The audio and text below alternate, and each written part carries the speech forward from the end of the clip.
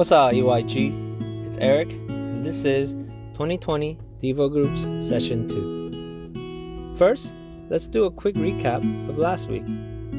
We talked about the name Evergreen, where it comes from, and what that means for our lives. In Psalm 1, we saw that an evergreen life, or a blessed life, comes from our relationship with God, and how we can build that relationship by meditating. It taught us 3 things about how to meditate: that we should meditate on the Bible with joyful hearts consistently. So, have you tried living it out? If you haven't, then I encourage you to make that commitment starting today.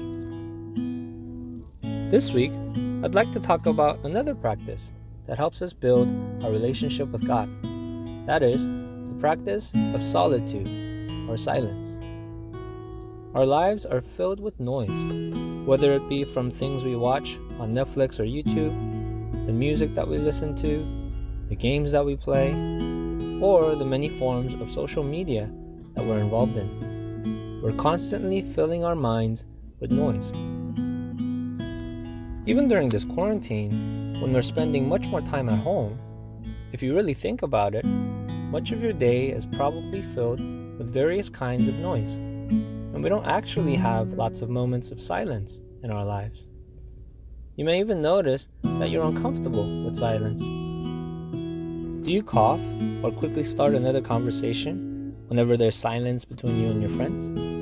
Do you have music or shows playing in the background just to fill the void of your day? Do you need music to help you fall asleep at night? It's easy for us these days to avoid silence. Just put on earphones. But maybe we're missing out on an important tool that helps us meet with Jesus. In Psalm 46:10, God says, "Be still and know that I am God." In Lamentations 3:26 says, "It is good to wait quietly for the salvation of the Lord." God invites us to sit in His presence in silence. But many times, even in our efforts as Christians to spend time with God, we neglect this invitation. We're busy reading the Bible and praying for ourselves and other people that we leave no space to simply sit before God. But it's often in those moments of silence that we experience the presence of God. To be still before God is an act of humility. We lay down our pride of wanting to say or do things, or to fill our minds with other things, and we come to God simply to sit at His feet. James 4:6 tells us, "God opposes the proud, but gives grace to the humble." So when we go to God humbly in silence, then our God will be faithful to meet us with His presence. But at first, these spiritual practices, like meditation and solitude, are not easy, and that's okay. It's natural, because building relationships takes time and effort. But here are some helpful tips as you get started. Number 1, try pairing these 2 practices together.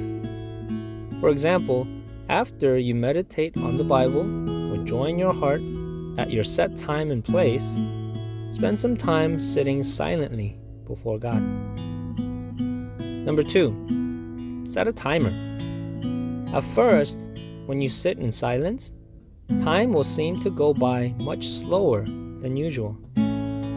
Instead of wondering how long it's been, set a timer at the start, maybe 5, 10, 15 minutes, and solely focus that time on God. Number 3, avoid distractions.